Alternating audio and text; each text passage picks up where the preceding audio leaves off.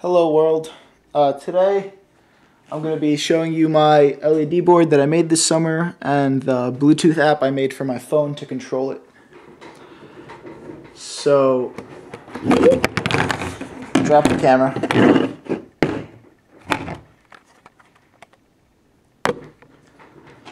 There we go. Okay. So this is the app. This up here allows me to connect to the Bluetooth. And we're connected, and now I can turn the board on. So by default, it just displays one of the preset clocks. There's 3 of those, but we'll get to that later. So first, I'm just going to show you the different effects or modes that my board has, starting from the top. This is the matrix effect. It overwrites the previous effect, so you'll see some colors lingering, but eventually it goes to green. Next is the American flag. Just a pretty simple, nice mode. After that, you could just set the whole board to one color, and that's controllable down here in the application where it's set primary color. So if I want to change it to like green, for example, I'll just do that, and there we go. The next mode is middle expansion right here. Not sure if you guys can see that, but basically it just goes at the center, different colors. Sometimes the colors are similar and it's a little hard to tell on the camera, but you're gonna have to take my word for it. And the speed of this is also controllable lower in the app, right here, the set delay function. So if I want to speed this up, I could set the delay to like 0. Whoop, one more time. And I'm just going to go faster. This app does have minor glitches sometimes because of the Bluetooth communication. It doesn't work perfectly because I made it for terminal input, and this app was kind of an afterthought. I just thought it was a pretty cool idea, but initially you were supposed to enter commands with text, so the buttons and send multiple commands, and sometimes some data gets lost. Alright, so next I have my fraternity letters. Could also make them scroll across the screen. The next 3 modes are the clocks that I was talking about, and these are the possible startup clocks.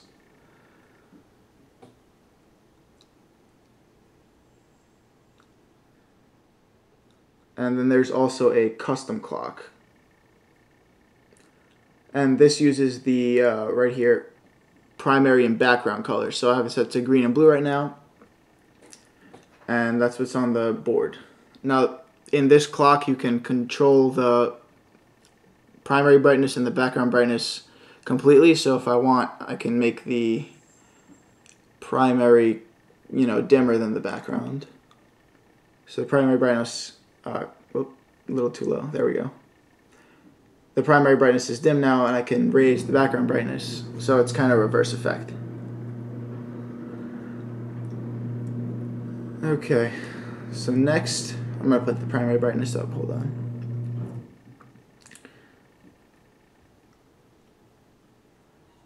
Okay. So the next mode's going to be a little Mario shell. This just bounces between the pipes and also is controllable with the set delay function I mentioned earlier. So I can speed this up and slow it down and, make it do whatever I want. After that is a strobe light. Strobe right here. And I could also make this go really fast, but it just kind of hurts your eyes when I do that. So by default, I don't have it going that fast.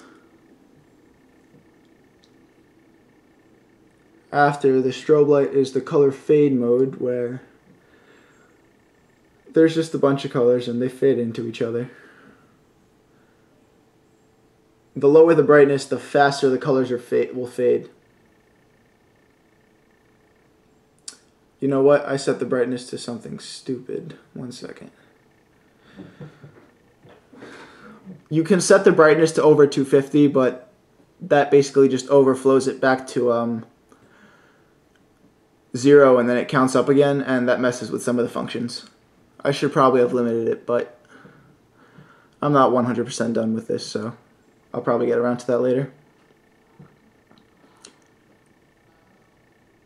So it's kind of hard to see because the brightness is super high. Let me dim it a little bit.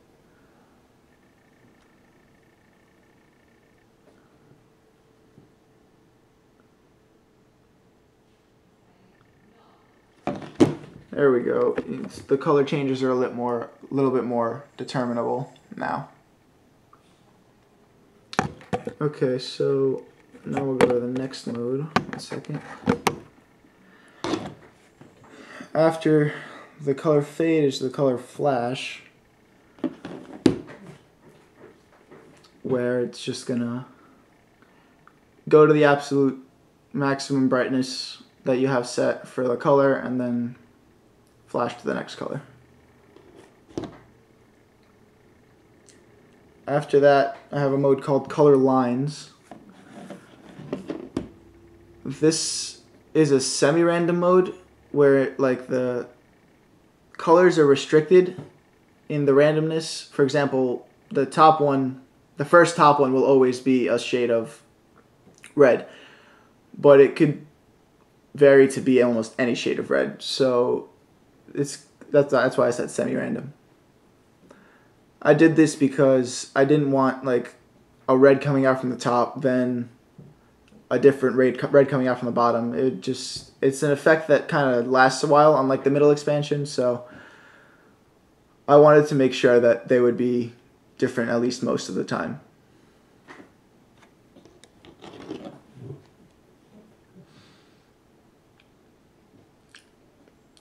I'll wait till the next color and then I'll carry on. Alright, so after this we have the alien. This is just kind of an alien face. I'm still trying to think of more animations to add for him, but for now he just blinks, he looks around the room. And yeah, this is just kind of a cool guy. Next is the ball. It's a bouncing ball. I have the background brightness set a little high right now, so you might not be able to see it. So 1 second. There we go. So the ball bounces, off anything it hits, and the background, every time it hits the paddle, gets set to what the ball was previously. So right now it'll go to green, and it's just a nice little color change. After the ball, we have rain, which, similar to the Matrix, washes away the previous effect. But the animation's a little different, and I just liked how it looked. After rain, we have 3 color chase modes, where 3 colors will just follow each other throughout the board. Once they hit the end, they are gonna loop back around to the front. And this is controllable with a delay. So I just tap the set delay button and it's going a lot faster now.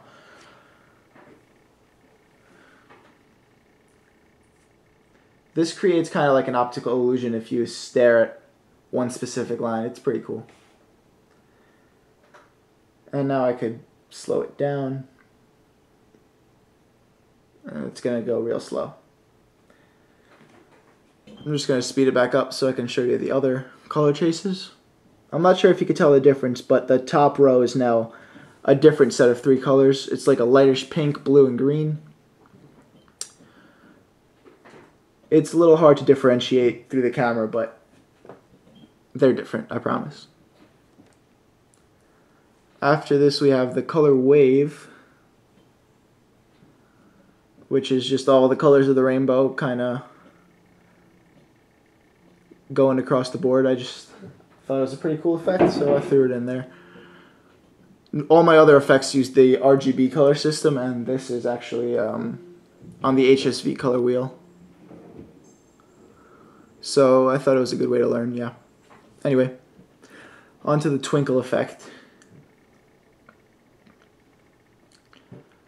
a random light will light up a random rainbow color. I restricted the whites because I didn't really like how they looked, so it's only going to be a color actually, you know, on the rainbow, I guess. After this is a little coin flip app. So it's gonna, you touch the coin flip and it's gonna flip to just heads or tails. It flips a random number of times, and then it also has a second random function to really try and make the outcomes not too similar.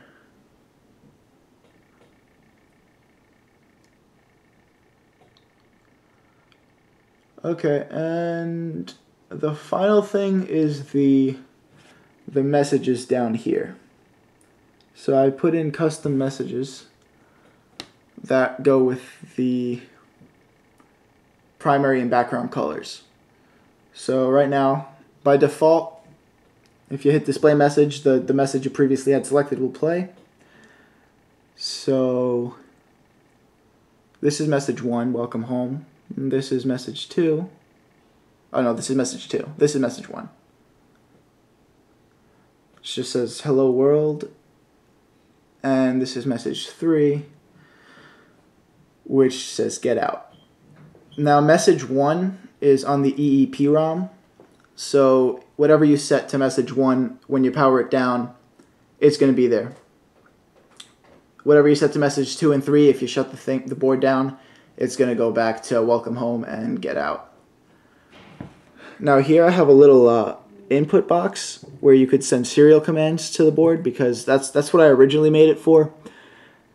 And there's just too many prompts for me to put it all in one button to set a message, so you're going to have to follow the instructions here. This is a counter to tell you what instruction you're on, this is what to do. So for example, if I want to change like message 1 to, I don't know, we'll decide when we get there. So first I'm going to type in M, now I'm going to type in 6, then the message number I want to change, which is 1, and if it's a 1 or 2 line message,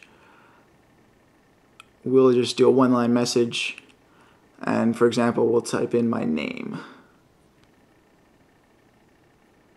And this little period right here means you have to put a period at the end of the message. And now the board says Alex. And yeah, that's basically it. You could also make the message scroll if you want. So now it's just gonna go across the screen. And I'm not sure if I mentioned this, but might as well. This set time button here sets the board to whatever time your phone's at, just in case your clock gets messed up. So right now it's at 8:07, that's what my phone's at. The clock's correct. But there's a command where I could change the time, for example. Let's change it to like 1:01. And I'm like, oh no, it's 8:07. So I hit the set time button, and it's going to program the board to my phone's time. And that's basically it. So now we shut off the board and we disconnect.